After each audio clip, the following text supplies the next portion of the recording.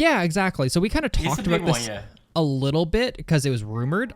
Because turns out when Cloud9 builds an entire fucking roster of Korean players, and keeps Fudge, who is an LS disciple, and keeps Max, who's an LS disciple, you go, I wonder if LS is gonna coach this fucking team. Yeah, the obviously what we're trying to get at is LS is now the head coach of Cloud9, and he's going to be like actually physically there. People were like worried that he might be trying to remote coach from Korea, but he is physically going to be in LA.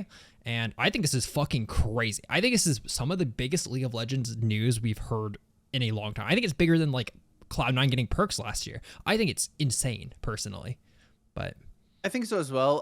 One of the very cool things was as part of his contract, Cloud9 had to buy out the very expensive residency. Like, yeah, I believe he's a permanent South Korean resident now. I think he has his citizenship. And I think that was I think he gave an estimate in his AMA on Reddit that that typically runs for about $500,000 US. yeah. So The main thing pretty is that expensive for an individual. Well, he really likes Korea, right? And like he was writing about the fact that he wouldn't go to an NA team because, well, first of all, it jeopardized the fact that he's been in Korea for a number of years. If you go leave and start working in another country, turns out you're probably going to lose your chance at residency, right? Yeah. That being said, you can buy residency in Korea. There's multiple different paths that I was like, I saw about, like one where you can pay a certain amount of money and then still like live and work there, and it kind of expedites your process. And then one where you just flat out fucking buy it, yeah, which is in and around the like $500,000 USD range. Yeah, and it sounds very much like similar... Jack helped. Yeah. There are similar programs in the United States where you can basically buy your green card with a big enough investment. I wasn't aware of that for Korea, but it makes sense that that's something a lot of countries would do. And I mean, indicative that they really wanted LS, and I mean, I think it'll probably work out. I would be surprised if Cloud9 did not do very well. Yeah, it'll just be interesting to see how his take on the game is reflected in Cloud9, be it in draft or builds, things like that. I want him to come out on stage during a game when somebody does something dumb and just backhand them. Just straight up like walk up to Fudge, who made a bad teleport, just backhand him in the middle of the show. I guess like my like main thing that I'm excited for, because I think there's a lot of people who dislike LS, and I would say overall I probably am one of the bigger LS fans. And I don't get me wrong, I'm not someone who I think he has crazy flaws in the way that he views the game, in the fact that a lot of it, League isn't in a vacuum, right? And a lot of what he thinks is like, this is how the game should be played. And I think it's cool to like think that way, but you have to realize that shit doesn't play perfectly, right? Like in theory, GP should just win every single fucking matchup in the game. This is pre-rework GP. I actually don't know how post-rework GP works, but like it turns out people can't pilot GP at that level to win every single lane, right? It turns out GP actually ends up being like a fucking nuisance to have on your team most of the time. That being said, the basis of like better itemization is like so core and just should be something that every team can do. Every team should be able to itemize to a high level at the pro level, right? Like like when Morello Leandres was the thing, right? Like every pro would just fucking build. Even right now, every pro building fucking Morello. There's zero reason to build Morello most of the time, right? You're spending a shitload of extra gold to have conditional 20% extra healing reduction. That gold can be used for so many other things. And that's just one of those things where I think at the very least, he will improve shit like that for his team. Without a doubt, there's no doubt in my mind that he will improve itemization for Cloud9. Whether he improves drafts, gameplay decisions, freezing, yada, yada, yada. I think that stuff is way harder to implement. We'll have to see how it actually like pans out. At the very least, though, I think it's going to be entertaining the fact that he will either A, improve LNA, because if you have a team doing all these fundamental things that are supposed to be better and are supposed to be the best way to play League of Legends, then every other team in LCS either has to adapt or has to find ways to beat that, right? Or B, it doesn't work as well and it kind of flops, and it's kind of fun to watch him like get Fudge to play Annie mid and then they get rolled, right? Like I think it's gonna be great either way. Yeah. But yeah, it'll be really interesting. I think hopefully we won't see the any more 40% create infinity edges. Yeah. But yeah, it'll be interesting. I'm excited to see how it works out. That's definitely the easiest stuff to change. I just think that like no matter what, like people are going to flame, which is kind of sad, I think, because you should just look at it as like potentially increasing the value of your region. And he's already coming out to say, like, so there's a comment in his AMA, like, are we going to see no more like Renekton picks? Renekton obviously is the, and I quote, sinner character, meaning like you pick it and it's just, yeah, it does well early, but it provides literally zero value, even no matter how far ahead it gets. And he seems pretty honest about his answers. He goes like, well, like, there's like a scale of like how characters function, right? And like Renekton, yeah, he is a shitty character to pick because he provides literally zero value to your team, like post however many minutes. But if it wins lane versus another character that has worse scaling later, then Renekton isn't a bad pick. Like it just, you have to be smart about your drafts. Characters aren't just bad and good. There's like actually a level of like scale, right? Believe it or not, there's a lot of depth to this darn video game. Yeah. And with like how competitive league functions, like there's even more depth in draft than there would be in solo queue. Yeah. You know? And I think even like the thought that Renekton provides zero value post whatever time metric you want to say, like he still has the thing that makes Renekton valuable in pro play period, which is point and click stun. Like that doesn't change. Now, is he going to maybe die before he can get that close? Maybe. Is that AD carry going to have tenacity or a cleanse or something else? Sure. But like, again, people love to say something like Renekton has zero value post 35 minutes, let's say. And it's like, okay, he still does have point and click stun or like, or even like super fringe cases. Like you could theoretically do like a flash empowered E to just armor shred like 3 people. Yeah. Now, is that going to be anywhere near as good as like a Malphite flash Ring? No, but yeah. Well, I think the big thing is like putting thought into draft beyond like this is what we like to play, this is what the meta is, and sort of the same thing with builds. Like we shouldn't see pros doing solo queue builds in a competitive environment. Morello's is an excellent example where, especially, I like his take on active versus like reactive healing. Yeah, where active versus passive healing, where like you shouldn't buy it versus a Soraka most of the time because it's not gonna the grievous wounds won't be inflicted all of the time, so then they can just run at a turret, especially in competitive, like where you can talk about that, hey, let's just back off the wave and heal up to full real quick. Yeah, building fucking first item executioners like 80 carries do versus like a Yuumi or Soraka is just so, it just doesn't have the value that you actually think it does, because those characters can just wait out the healing reduction then heal. Like I would say like in some situations it definitely does, but in a lot of situations, and particularly in the situations you'll see in professional play, it generally won't. Like if you go first item executioners against a Yuumi, let's say, because your lane is, let's go like super extreme Draven Pike, like the point of your lane is to get a kill at level 2 and to kill at level 3, 4, 5, 6, 7, 8, 9. Like that's the entire point of that lane.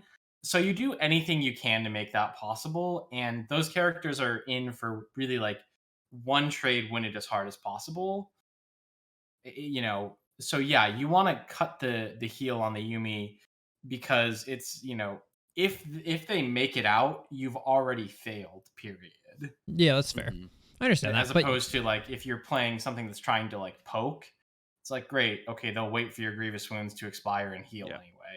I guess the main thing that like Nick and I are trying to get out of that is not saying that you're arguing against it or anything, but is that he's bringing these new thoughts, or like maybe not new, but like he's definitely bringing these ideas and game concepts to the forefront where other people at least aren't talking about it, right? Like the idea of passive and active healing, the idea of like itemization and item breakpoints, and the idea of like when freezing is good. The fact that like there are games where he believes that taking an inhibitor pre 20 minutes is like trolling because you're giving them a free lane of XP to farm because you can't close out the game with that inhibitor, right? I mean, and freezing it's like, the lane, like which I would say prior to this year we had almost never seen in competitive. Yeah, everyone knew it was a thing, but no one thought the value of it was worthwhile of like the trade-off, right? Same thing with like Of inhibitor. sacrificing that map pressure, yeah. And I definitely think like sometimes bringing up these ideas can be negative, right? I definitely have gotten into solo queue games where like I'm playing with Trevor and he goes, "I don't think we should take this inhibitor," and I'm like, "You're smoking reefer. We're playing fucking solo it's a queue, solo man. queue. Like Yeah. taking this inhibitor is infinitely better than any sort of like the XP and gold that they're gonna get out of it, because we have so much map pressure and it's fucking solo queue. They're gonna push out of the base 4v5 because someone's farming that way and we're gonna win the game. And it's like, yeah, but in like competitive play, like you are probably just giving them like 4 minutes of free farming like XP and gold. One of your players doesn't and that's get that. one of those like vacuum versus reality situations where in a vacuum taking that inhibitor could be bad because like if everyone's playing ideally, right, they're just going to farm it and they're going to get more resources than you did. Mhm. But that doesn't tend to happen in reality. And I think you started with a really good point, which it's like he's talking about these things and he has a stance. And whether or not you agree with his stances on a lot of those things, I think that that's something I would really want to see moving forward. It's Mhm. almost like I want to see the platform that coaches are running teams on, right? Where it's like, you know, okay, what are your thoughts on active versus passive healing? Like, what are your thoughts on, you know, scaling versus early Mhm. game? What are your thoughts on the importance of item optimization or, you know, these things where it's like, I couldn't tell you really what almost any other coach in the game what their thoughts on these things Mhm. are because it's just not something that's talked about like distinctly. Mm-hmm. Um, now, I think most of them are, you know, in the right more often than not. You know, I think the vast majority of coaches and coaching staff have a good grasp on the game, and a lot of them have a much better grasp on the game than me. Yeah. But you know, you can't go anywhere and you know say like, okay, what is X coach's stance on Mhm. this? Like you might find it as a like response in an AMA or in like a Reddit thread somewhere where they talk about it, but it'd be interesting if more coaches publicly talked about that kind of Mm-hmm. stuff. I guess like one of the main things, like I'm not saying that having a coach who's like LS is a good thing, or having a coach like whoever else is a bad thing, but I don't think there's a lot of people in positions of, I'm going to say power, but I mean like in analyst coaching, positional coaching, whatever positions, that probably don't actually have the accolades to be there. But esports is an industry that if you've been on a team as an analyst, you can probably get on other teams as analysts, Yeah. right?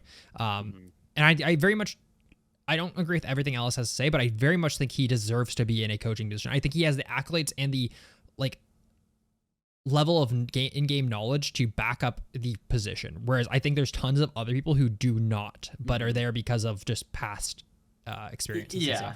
And he's been in the spotlight of it for so long that like there's, you know, pages upon pages upon pages of people giving him shit Yeah. or, you know, trying to bring up like, well, he was wrong here. Well, he was also right a bunch of other times, but when you make 10,000 calls and you get 9,000 of them right, somebody can talk about how you have 1,000 wrong calls. But like, yeah, no, he's if not like a head coach, he definitely has earned his place amongst it, like analyst, assistant coach, if not head coach, which I think is totally within his Yeah. wheelhouse. I think he'll be pretty successful with this. Like again, you know, you can go back to so many times where he just like nails the draft like one for one, or you know, is talking about why some like you know the item things where it's like anyone can run that math, but why aren't they then, right? Like Mm-hmm. Yeah. even if anyone can do it, then you have to actually do it and not build Mercury treads on Olaf or second item Infinity Edge or Morello every game when it's just not gold efficient. Like Yeah. anyone sure can do it, but if you're not doing it, then you're not doing it. You know, it's like the people who are like, well, I could be a doctor if I went to med school. Sure, go Yeah, to for med sure. school. Yeah, I just think it's good to have like people who like actually kind of deserve to be in these positions. I hope it works out for him. I mean, at the very least, it will be fun one way It'll be or another. entertaining. So Yeah. But and it's he's good. like the only analyst we see a whole lot of, I think, right? Like Yeah. you don't see like these two analysts from Team Liquid said this, and it shows up on the front page of Reddit. Like we don't see that publicity for anyone else, so they could exist where maybe they're getting every single thing right, maybe they're getting tons of things wrong. Like he's the only one who's like in that public eye Yeah. consistently. And it seems like he's still going to create content for Cloud9. He put out his newest. He did a patch like thing for T1 when he was on T1, and he's put out a new one for Cloud9 on their YouTube channel, or on his. I guess it was for his, but it's through Cloud9. So it sounds like he's still going to be producing some level of content, which is interesting because there's zero other coaches that fucking just go and talk about their thoughts on the game like publicly. So we'll see. Yeah, I think the closest we get to it is Freak doing his like patch rundown stuff. Yeah, it's Awesome. I would love to see more of that from coaches. I would love for that to become a standard. Yeah.